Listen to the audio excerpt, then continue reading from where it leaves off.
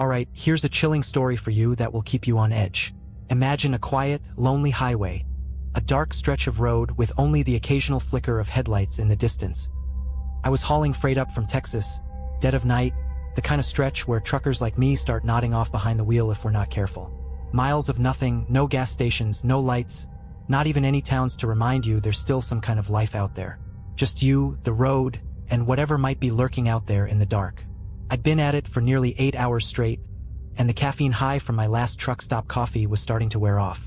That's when I saw it, the faint glow of headlights way back in my rearview mirror. I figured it was another trucker until it kept its distance, matching my speed but never quite catching up.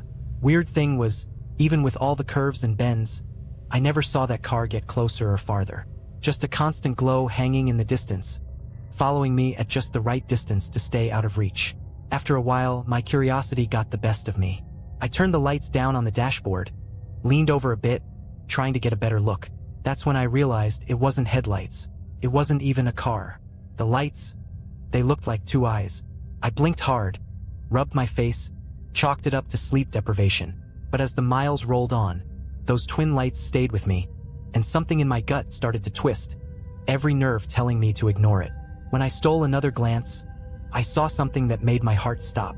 There was a figure, something dark and long-limbed, crouching on the road directly behind my truck, keeping pace as if it was gliding, not running. I felt a chill settle over me. This was no sleep-deprived hallucination. Whatever it was real and it was watching me. I pushed down on the gas, but the figure only kept up, gliding faster with impossible ease. My truck started to shake as I forced it faster, the engine groaning with the strain. That's when the thing moved closer, the light or its eyes intensifying. It got so close that I swear I saw its mouth. Just a black hole stretching too wide, teeth sharp and jagged. The worst part was its expression, a kind of twisted, mocking grin, as if it was daring me to go faster, taunting me, playing with me. I flipped the radio on, desperate for some human voice, anything to remind me I wasn't alone, but all I got was static. Even the emergency channel was dead quiet.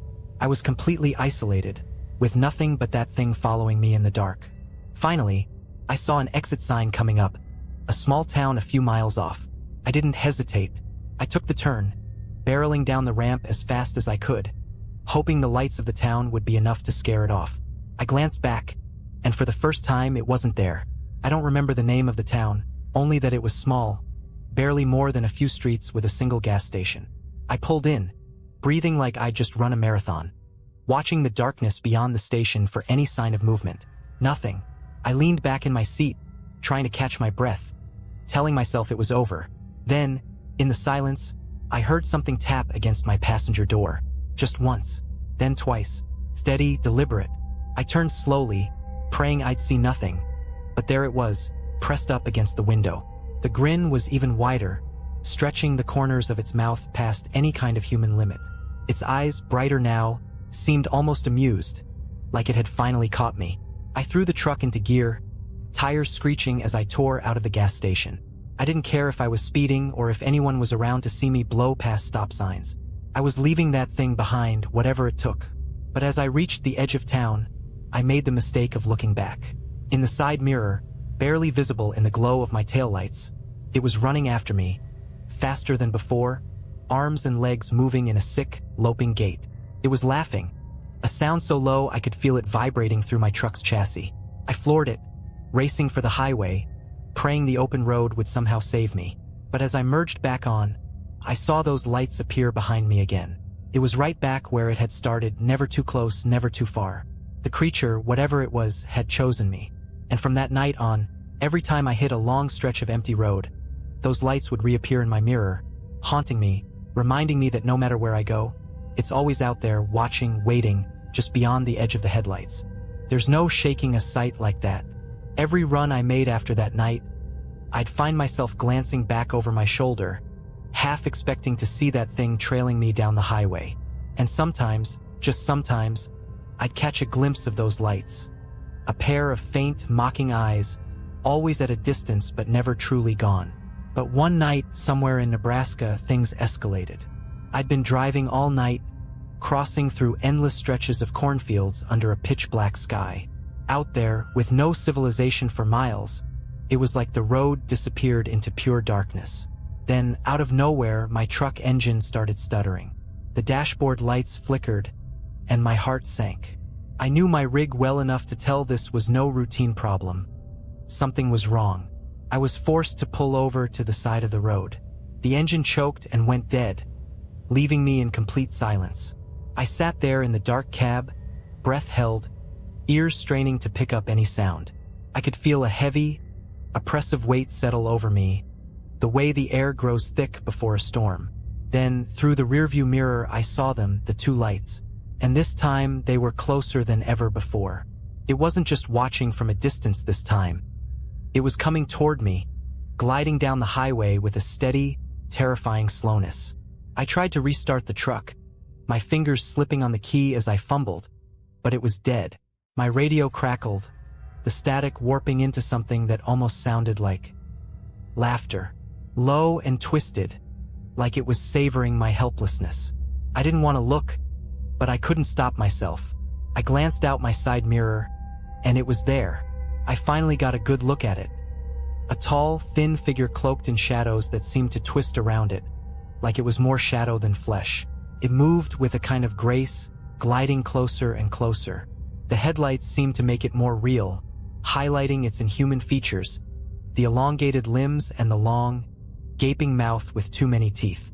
My heartbeat pounded in my chest as I saw it stretch out one of its grotesque arms, the fingers long and skeletal, nearly touching my truck.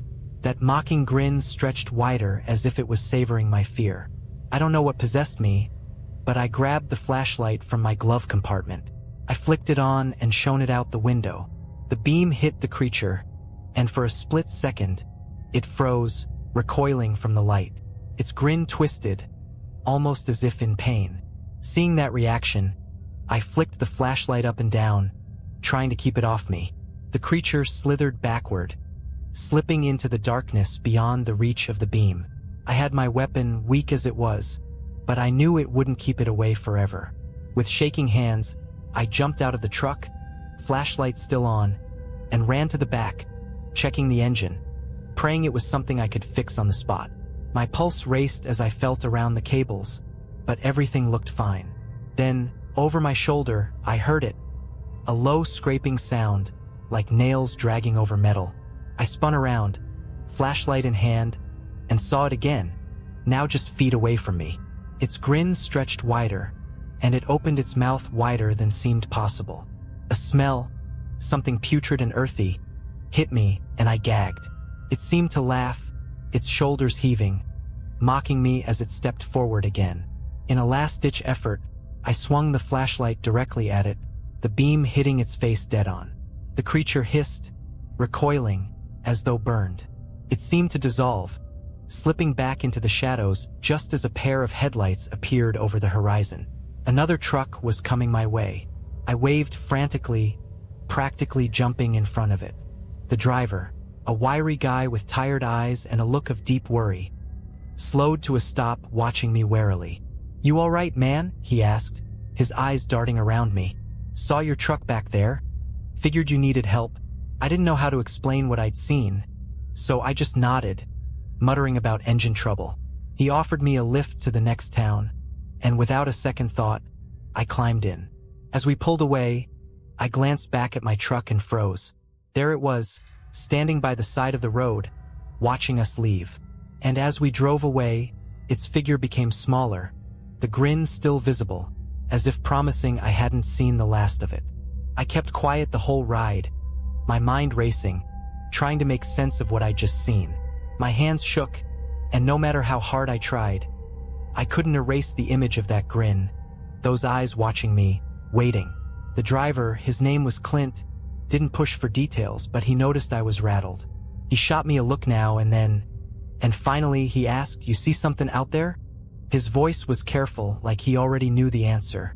I hesitated, not sure if I should spill, but the words came out anyway. I told him about the lights that had been following me, the thing that looked more shadow than flesh, how it moved, that smell.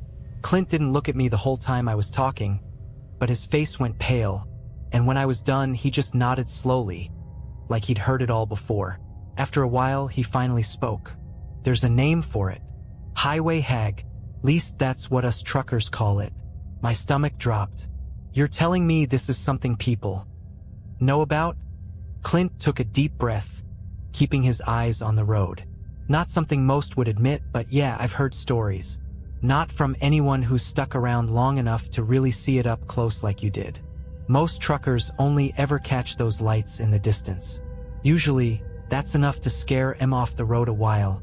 I wanted to ask him more, but Clint tightened his grip on the wheel. Don't look at me like I got all the answers, he muttered, almost to himself. But there's a few things you ought to know. You ever notice how truckers die out here? Heart attacks, accidents where they end up running themselves off the road? Think about it. Guys who've been on these roads for decades just drop dead in their cabs. I swallowed hard, my throat dry. Some of us think that hag, or whatever it is, gets stronger the more you run from it, Clint said, almost like it feeds off fear. That's why the old-timers used to say, if you see the lights, just keep driving. Don't pull over. Don't look back. He let out a grim laugh. Guess you learned that the hard way. My mind raced, trying to process everything. This thing, it wasn't just some spirit or hallucination. It had rules, patterns. It was real. Clint dropped me off in the next town at a small, rundown motel. Before he left, he gave me one last piece of advice. I don't know what that thing wants, but whatever you do, don't look for it. Just keep your head down, finish your routes, and hope it loses interest. But I couldn't shake it. The motel room felt like a cage, every shadow stretching and flickering in ways that made me jump. I barely slept, and when I finally did, I had nightmares, visions of those headlights, of something waiting just outside my door, grinning, patient. The next morning, I caught a ride back to my rig. I almost expected to find it trashed or even empty, like whatever was hunting me had claimed it as its own. But it was untouched. I did a quick check of the engine and everything seemed fine, like the breakdown the night before had never even happened. I climbed back in the cab, hands sweating, eyes scanning the rearview mirror almost constantly as I started down the road. But as the miles passed, things were normal. No lights, no strange figures, no sense of something lurking. I was starting to believe maybe it really had just been a nightmare. But 2 weeks later, on a run up to Montana, I saw the lights again. They appeared just after sundown, the twin glows flickering in the distance, faint but unmistakable. My heart pounded, but this time I kept my speed steady, fighting the urge to floor it. I gripped the wheel so tight my knuckles turned white, repeating Clint's words in my head. Asterisk, don't pull over. Don't look back, asterisk. I forced myself to stay calm, to pretend I hadn't seen anything. Mile after mile, I kept my eyes fixed on the road ahead, refusing to even glance in the mirrors. But the lights grew closer, inching forward until I could almost feel that mocking grin right behind me. A low hum started to fill the cab like static, vibrating through the seat, the pedals, even the wheel. And then, in a voice that felt like nails scraping down my spine, I heard it whisper, "Keep running. It won't matter." I froze, my foot slipping on the gas for just a second, but enough that the truck slowed. The lights edged closer, almost level with the back of my cab now. I felt a chill creep up my neck, my entire body paralyzed with fear. And then, as suddenly as it had started, the hum stopped, and the lights vanished. I forced myself to keep going, the echo of that voice hanging in the cab like cigarette smoke, refusing to fade. That night, I made it to my destination, but I couldn't shake the feeling that this was only the beginning. Whatever the highway hag was, it wasn't just some ghostly figure on the side of the road. It was something older, darker, something that had chosen me. And no matter how many miles I drove, I had a sick feeling that it would never stop following. After that night, I couldn't shake the dread that followed me everywhere. Every highway felt longer, every mile darker. The open road, once my sanctuary, became a trap I couldn't escape. And worst of all, I knew it was still out there, waiting. A couple of weeks went by without incident, and I started to believe maybe, just maybe, I was in the clear. But that feeling of peace didn't last long. It was one of those pitch-black nights on a long haul through the Rockies. I was winding up a mountain pass, sharp cliffs dropping off on one side, sheer rock walls on the other. It was the kind of road where there's no room for mistakes, no chance to swerve or pull over. Just you, the road, and the drop below. That's when I saw the lights again. They appeared in the rear view, faint but unmistakable, those twin orbs that seemed to carry a malicious intelligence. They matched my speed, keeping just far enough back that I couldn't make out anything else, only those two bright points in the dark. My heart hammered. I gripped the wheel tighter, forcing myself to keep going. I wasn't going to stop. Not this time, but I could feel it inching closer, closing the distance. The hum started up again, faint at first, then growing louder, like static echoing in the cab, vibrating through the wheel, the pedals, even my chest. And then I felt it. A hand. A cold, skeletal hand, brushing across the back of my neck. I jerked, nearly sending the truck off the edge. My heart raced, breath coming in short gasps. But when I reached back, there was nothing. Just the hum and those damn lights. I pushed on, eyes fixed ahead, but then the lights did something new. They split, each one moving out to the sides of the road, almost as if something was stretching out, growing wider, wrapping around me. A deep, guttural voice, like gravel scraping against bone, echoed in the cab. "Why do you run? You know you'll never escape." I swallowed hard, my mouth dry. The lights closed in, now moving alongside me, illuminating the cliff edge, making the shadows twist and writhe. They started to drift closer, pressing against the sides of the truck, until I could see them almost touching the windows, inches away from my face. "Look at me," the voice whispered, more insistent now, clawing at my mind. "I know what you fear." My mind raced, desperate for a way out, but there was no way to turn, no place to go. The hum intensified, becoming a cacophony of whispers and growls, all of them taunting, mocking. "Look at me." My pulse pounded in my ears, drowning out the voice, the hum, even the roar of the engine. I wasn't going to let it control me. I gripped the wheel, teeth clenched, refusing to give in. And then, something changed. The truck jolted, and I heard a horrible scraping sound. A tearing, like metal being twisted, pulled apart. My rearview mirror shattered, glass raining down across the dashboard. In my side mirror, I saw the lights flicker, momentarily dimming. Whatever it was struggling to keep up. I didn't know what had happened, but I floored it, praying my truck had enough power to make it up the rest of the mountain. The engine roared, tires squealing as I pushed the rig harder than I ever had, feeling the entire truck strain with the effort. As I climbed higher, the lights fell further and further behind. The hum died down, replaced by a strange, guttural growl, something that sounded almost angry. I risked one last glance in the mirror, and there, at the edge of my taillights, I saw it. An outline, tall, thin, arms stretching out like it was trying to pull itself forward. Its grin had faded, replaced with a look of pure malice. With one last roar, I made it to the summit and raced down the other side of the mountain. The lights faded completely, swallowed by the darkness behind me. I didn't stop until I reached a truck stop on the edge of town, my hands still shaking as I cut the engine. I stumbled out, taking in deep, gasping breaths, the cold air burning my lungs. I stood there, alone in the silence, trying to make sense of what I'd just been through. The next few nights, I stayed off the road, too rattled to drive. But I knew, deep down, that it wasn't over. Whatever that thing was, it wasn't going to give up. It was still out there, waiting for me to get back behind the wheel. And someday I know it'll catch up. Weeks went by, and though I tried to convince myself it was over, that I'd left whatever was hunting me somewhere on that mountain road, I knew deep down it was still out there, lurking just beyond the glow of my headlights. Every time I got behind the wheel, that familiar dread crept up my spine, a constant, nagging fear that any moment I'd see those lights again. And then it happened.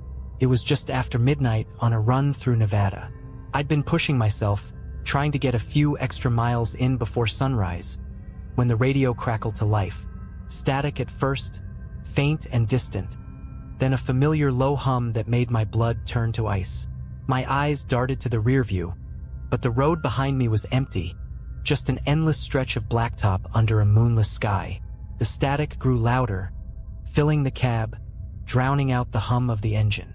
Then, through the white noise, I heard it. A voice, faint but unmistakable. "Why are you still running?" It whispered, dripping with malice, taunting. I slammed the radio off, heart pounding, but the voice persisted, echoing in the back of my mind. "You can't escape me. You never will." The lights appeared then, flickering in the distance, twin orbs glowing like eyes in the dark, piercing through the blackness. This time they were closer, more intense, burning with a strange, sickly yellow glow that seemed almost angry. My instinct was to speed up, to put as much distance between myself and those lights as possible. But I remembered Clint's words, his warning not to run. So I kept my speed steady, knuckles white on the wheel, every nerve screaming at me to gun it, but I didn't. The lights inched closer, until they were right on my tail, just feet from my bumper, casting an eerie glow over the road. The hum grew louder, vibrating through the cab, filling every corner, pressing down on me like a weight. And then, as if it couldn't hold back any longer, the voice spoke again, louder this time, clear and vicious. "Stop running." It wasn't a request. It was a command.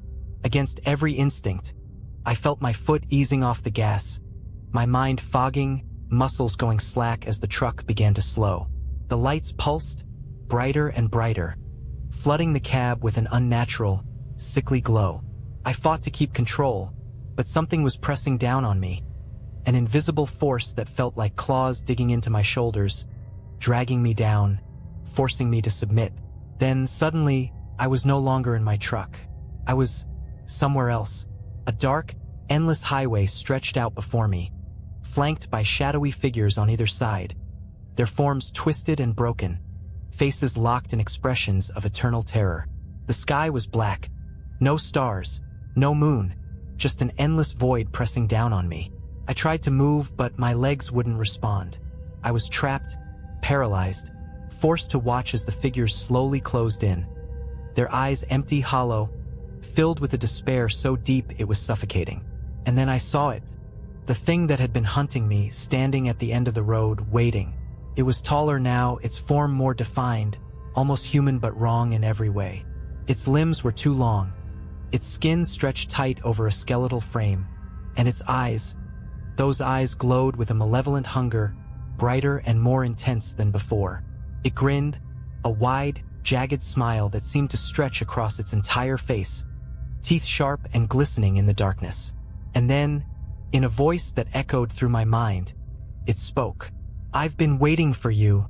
The figures around me reached out, skeletal hands grasping, pulling, dragging me forward, closer to that twisted, grinning face. I struggled, fighting against their grip, but it was useless. I could feel myself slipping, my strength draining, the darkness closing in. And just as I was about to give in, a light appeared in the distance. Faint, barely a flicker, but enough to catch the creature's attention. Its grin faltered, its eyes narrowing as it turned to look. The figures released their hold, recoiling as the light grew brighter, filling the darkness with a warm, golden glow. I felt a surge of strength, just enough to break free, to wrench myself back from the brink. And then, with a sudden jolt, I was back in my truck, hands on the wheel, the hum fading, the lights gone. I sat there, gasping, drenched in sweat, my hands trembling. The road was empty, the night silent, but I knew it wasn't over. The highway hag was still out there, somewhere, waiting for its next chance. But as I drove away, one thought kept me going.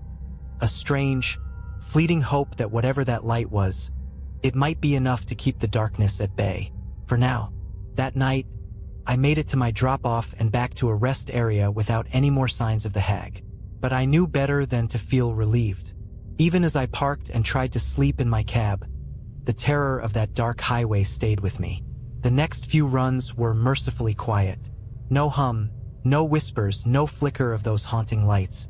But the calm only made me feel worse, like it was luring me into a false sense of security, waiting for just the right moment to strike again.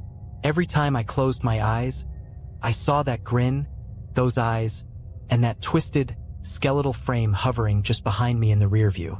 One night, I stopped at a diner just off the highway. It was a worn-down, greasy spoon kind of place, the type only truckers and locals ever bothered with. The waitress, a woman in her 60s with a cigarette hanging from her lips, looked me over as I ordered coffee, her eyes narrowing like she'd seen my type before. "You look like you've seen a ghost, Han," she said, pouring my coffee with one hand while she held her smoke in the other. I chuckled, but it came out hollow. "Something like that." She gave me a long look, then nodded toward a booth in the back, where an older trucker sat alone, nursing his own cup of coffee. "Talk to Dave. He's been around longer than any of us. Heard a thing or two about these roads." Normally, I'd have just waved her off, but something about the way she said it made me pause. I took my coffee, walked over, and slid into the booth across from the man. He looked up, eyes tired but sharp, sizing me up. "You got something you want to ask?" he grumbled, voice like gravel. I wasn't sure how to start, but eventually, I just came out with it. "I think something's following me." On the highway, for a second, he just stared at me. Then he nodded slowly. "The hag." A chill ran through me. "You know about it?" Dave leaned back, his gaze growing distant. "I've seen her. A long time ago. Most truckers think it's just a myth, a story to keep rookies alert on the road. But some of us know better." He took a long sip of coffee. "She's not like other things. She picks you. And once she's got her sights on you, she don't let go." "What does she want?" I asked, my voice barely more than a whisper. Dave's eyes darkened. "Fear. Pain. She feeds off it, gets stronger with it. That's why you see her on those lonely stretches, where there's no one else around. She waits until you're alone, vulnerable. Then she comes creeping in." He leaned in, his voice dropping to a near whisper. "You ever hear the stories about truckers going missing? Guys who just vanish on the road. No trace, no wreck, nothing." I nodded slowly, feeling a knot form in my stomach. "That's her work," he said, voice grim. "She takes M, feeds off M till there's nothing left, then moves on to the next poor soul. And once she's had a taste of you, she'll keep coming back, over and over, until..." He trailed off, shaking his head. "So, what am I supposed to do?" I asked, desperation creeping into my voice. "How do I get rid of her?" He looked at me, sympathy in his eyes. You can't get rid of her. All you can do is hold her off, make her lose interest. Don't give her what she wants. Don't give her fear." Easier said than done. Every instinct I had was telling me to run, to hide, to do anything but face that thing again. But I nodded, trying to convince myself I could handle it. "Another thing," Dave said, his voice turning serious. "She's got her tricks. Illusions, sounds, lights. Don't trust anything strange you see or hear out there. If you see her, don't look directly at her. And no matter what you hear, don't stop." I left the diner that night feeling like I'd been handed a death sentence. But Dave's words stuck with me. Don't give her what she wants. I clung to that thought like a lifeline, repeating it to myself over and over as I climbed back into my rig and hit the road again. The next night, I was driving through the desert, nothing but sand and scrub stretching out in every direction. The air so still and quiet it was like the world had stopped. I felt a prickling on the back of my neck, that sixth sense telling me something was coming. And then, in the distance, I saw them, those two pale lights, flickering just at the edge of my sight. My heart pounded, every nerve screaming at me to look, to turn and see if it was her. But I forced myself to keep my eyes forward, my grip on the wheel steady, my speed constant. The lights grew brighter, closer, until they were hovering right at the edge of my mirrors, taunting me. I could feel her presence, like a weight pressing down on my shoulders, her gaze burning into me. A faint hum filled the cab, and then, clear as day, I heard my mother's voice. "Help me," she whispered, her voice trembling, laced with fear. "Please, help me." My chest tightened, memories flooding back. Memories of her last days in the hospital, her frail voice calling out for me, the guilt of not being there when she passed. I gritted my teeth, fighting the urge to turn around, to see if it was really her. "Please," she begged, her voice breaking. "I'm so scared." The pain was unbearable, a knife twisting in my gut. But then I remembered Dave's words. "Don't trust anything strange you see or hear out there." I closed my eyes, taking a deep breath, letting the voice wash over me without giving in.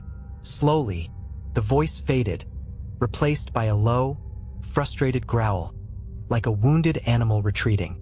The lights dimmed, pulling back, fading into the darkness. For the first time, I felt a flicker of hope.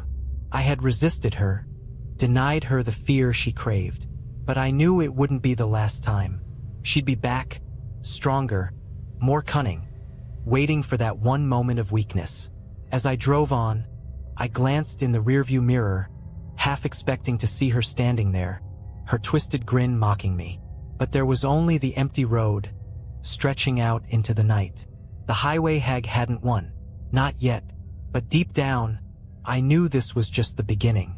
The days blurred together after that night, but I could feel something in me fraying, like a piece of thread winding tighter and tighter, ready to snap. Even when I wasn't on the road, I was haunted by the memory of her voice, that terrible, helpless cry from the darkness. It was so real, like she was still out there somewhere, suffering, waiting for me to come to her. And the hag knew it. She was using my memories, digging into my mind, unearthing everything I'd buried long ago just to keep myself sane. Every time I got back behind the wheel, I knew it was only a matter of time before she'd come for me again. 2 weeks later, in the middle of a long stretch of highway in Wyoming, I finally lost my resolve.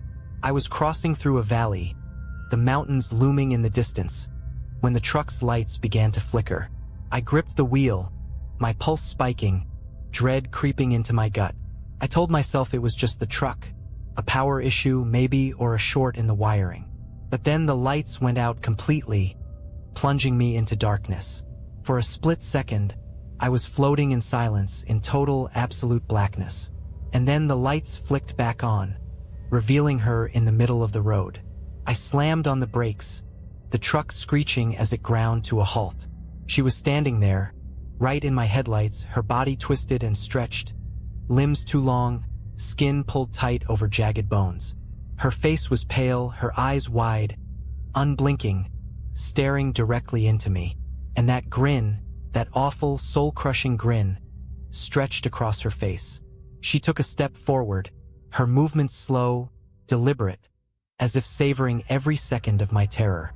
I was paralyzed, hands locked on the wheel, breath caught in my throat. I knew I should look away, keep driving, anything but look at her, but it was like she had rooted me to the spot, pulling me deeper into her gaze. Then she raised a hand, a bony, clawed finger, and pointed to the passenger door.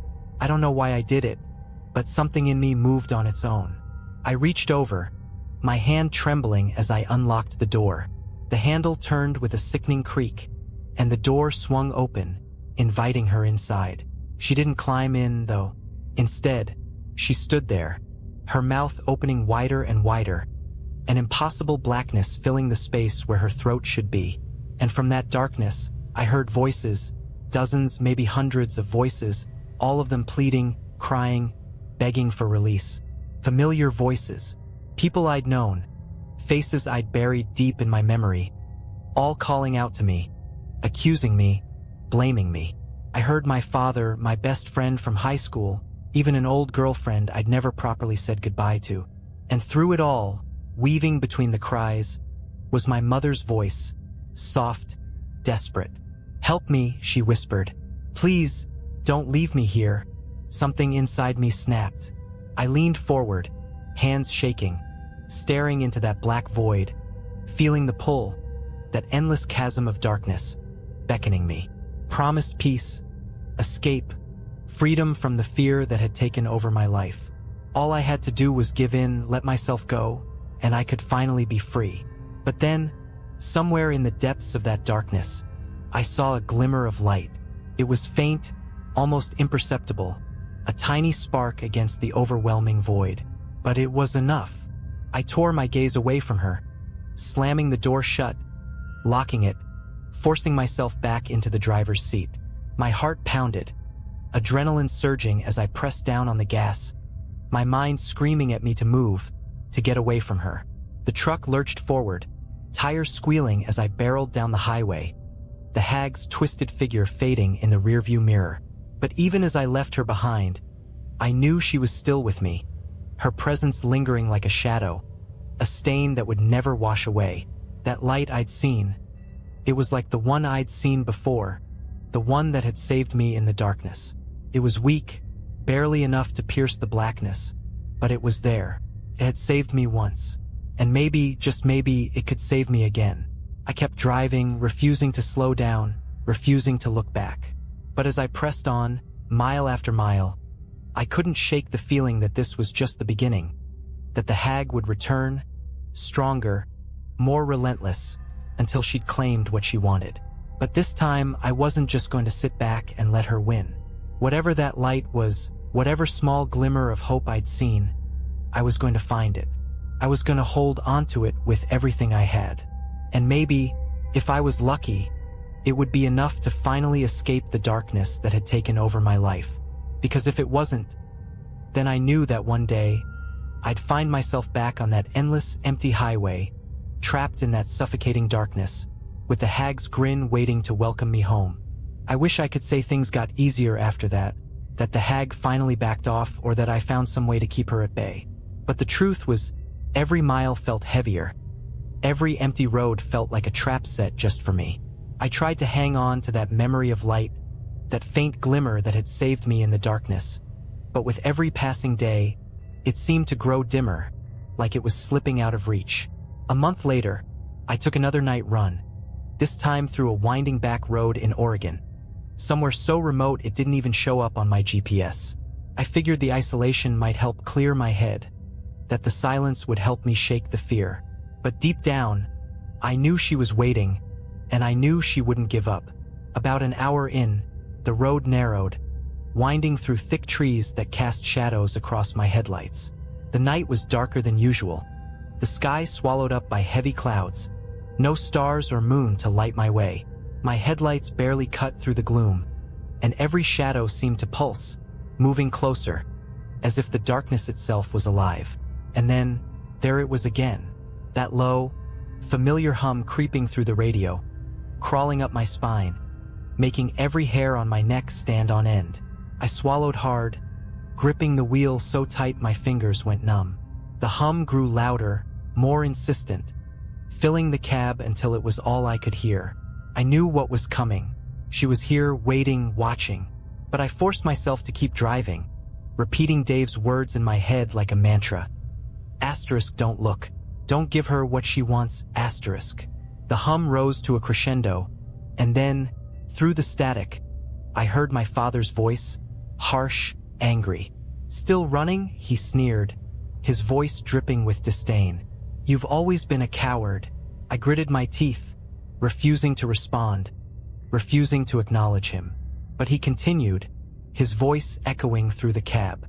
You left us, you know that, he said, his voice growing softer, more venomous.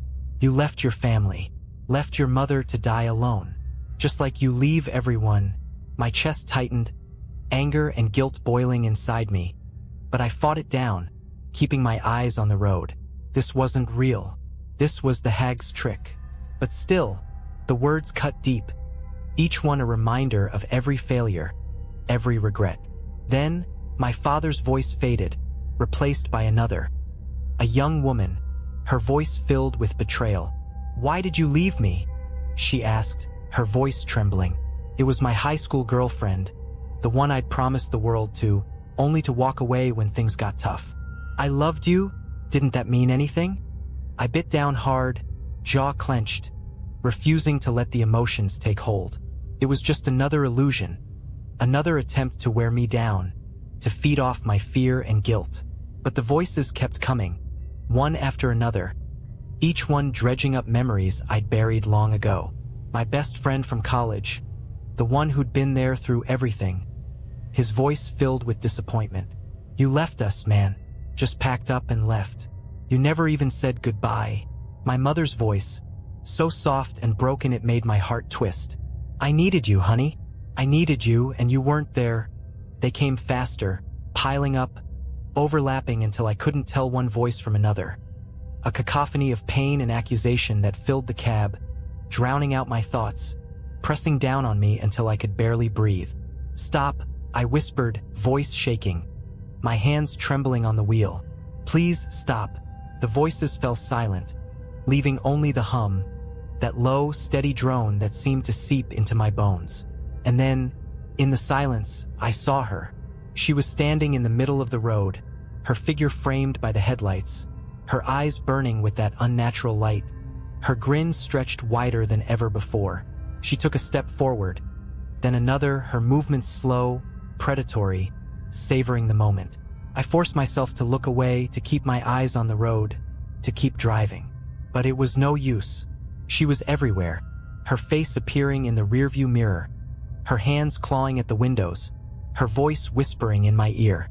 "You can't run forever," she murmured, her voice soft, almost gentle. "You can't hide from what you are." My resolve cracked. For a split second, I glanced in the mirror, my gaze meeting hers, and in that instant, I felt something cold and dark wrap around my mind, pulling me down, deeper into the darkness. The road disappeared, replaced by an endless void, a black expanse that stretched out in every direction. I was standing there, alone, the air thick with the scent of decay, of something old and rotting. And then I saw them, the shadows, the twisted, broken figures of the people I'd lost, the ones I'd failed. They reached out to me, their hands grasping, pulling, dragging me deeper into the void, their faces contorted with pain, with anger, with betrayal. "Help us," they whispered, their voices echoing in the darkness. "Why did you leave us?" I tried to pull away, to break free, but their grip was too strong.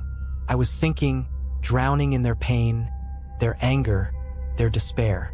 And through it all, I felt her presence, looming over me, her grin widening, her laughter filling the void. Then, in the depths of that darkness, I saw it again. That faint glimmer of light, just a spark, barely visible, but enough to pierce the shadows. I reached for it, clawing, fighting, refusing to let go. And slowly, the darkness began to fade, the figures releasing their grip, their voices fading into silence. I was back in the cab, my hands white-knuckled on the wheel, my heart racing. The road stretched out ahead, empty, silent, as if nothing had happened. But I knew better. She'd nearly won. I'd felt her claws, her grip tightening around me, dragging me down. And I knew the next time she wouldn't let go. I didn't know how long I could keep fighting, how many more nights I could spend on these empty roads, running from a creature that seemed to know my every weakness, my every fear. But I had no choice. She was still out there, somewhere, waiting for the moment I'd slip. And the worst part? I was starting to believe she was right, that maybe, no matter how far I drove, how fast I ran, I could never truly escape. Because deep down, in the darkest corner of my mind, a part of me knew I'd been hers all along. The days blurred into nights, and every road felt like a final stretch, as if the hag herself was guiding me somewhere, pulling me to the edge, to an end I couldn't avoid. Every dark highway twisted, her presence always lingering just out of sight, her voice threading through the silence, whispering memories, regrets, things I tried to forget. I was nearing my breaking point, and deep down, I knew she was waiting for it. One night, I found myself on a narrow, winding stretch of road deep in the mountains, somewhere out in Colorado. There wasn't a soul around, just towering pines casting shadows across the road, the branches twisting like hands reaching down from above. The sky was overcast, swallowing any moonlight, and it was as dark as the inside of a tomb. And then, like clockwork, the hum started. It crept through the speakers, low and constant, growing louder until I could feel it vibrating through the steering wheel, through my bones, filling every corner of the cab. My heartbeat quickened, and I forced myself to keep driving, to focus on the road. But then the lights appeared, those same eerie twin orbs, glowing in the darkness just behind me. This time, they didn't keep their distance. They surged forward, closing in until they were almost level with my windows, casting an unnatural light over the inside of the cab.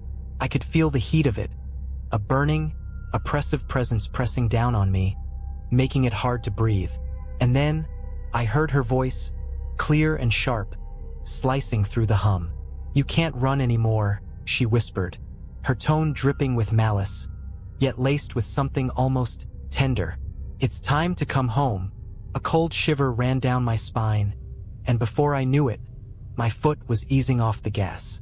It was as if she had taken control, guiding my movements, pulling me closer to her. The truck slowed, coasting along the empty road, and I felt myself slipping, my grip on reality loosening. But then I saw it. A faint, golden light ahead, cutting through the darkness, warm and steady. That same glimmer I'd seen before, a beacon against the shadows. My heart surged with a burst of hope, and I forced myself to focus on that light, to fight against the pull of the hag's voice. "No," I whispered, my voice hoarse but resolute. "Not this time." I pressed down on the gas, my eyes locked on the light ahead, refusing to look in the mirrors, refusing to give in to her voice. The truck lurched forward, the hum growing louder, the lights flashing and swirling in the mirrors, as if she was desperate to keep me from reaching that light. "You're mine," she shrieked, her voice warping into a furious growl, a sound that was barely human. I felt a wave of fear wash over me, stronger than anything I'd felt before, but I clung to the light, pushing forward, ignoring the pain, the voices, the memories clawing at my mind. The light grew brighter, filling the road, washing over the cab like a wave of warmth, and for the first time in what felt like forever, I felt the fear start to slip away. The weight lifted, the hum faded, and the lights in the mirrors dimmed, retreating into the shadows. As I reached the source of the light, I saw what it was. A small, weathered chapel nestled between the trees, its stained glass windows glowing with a soft, golden light. It was old, almost ancient, the kind of place that seemed forgotten by time, but it radiated a sense of peace, a calm that seeped into my bones, grounding me, steadying my mind. I pulled the truck to a stop in front of the chapel, and for the first time in months, I felt safe. The silence was complete, the air still, and I knew, somehow, I had found a sanctuary, a place where the hag couldn't reach me. I climbed out of the truck, my legs weak, my body heavy with exhaustion, and approached the chapel doors. They opened with a soft creak, and inside, the space was small and simple. A single row of wooden pews facing an altar lit by candles. The light was warm, inviting, and as I stepped inside, I felt something in me ease, the fear and tension melting away. I sat down on one of the pews, my head in my hands, letting the silence wash over me. For the first time in so long, I felt free, unburdened, as if I'd left the darkness behind. The hag's voice, her presence, her claws, they were gone, left outside in the night.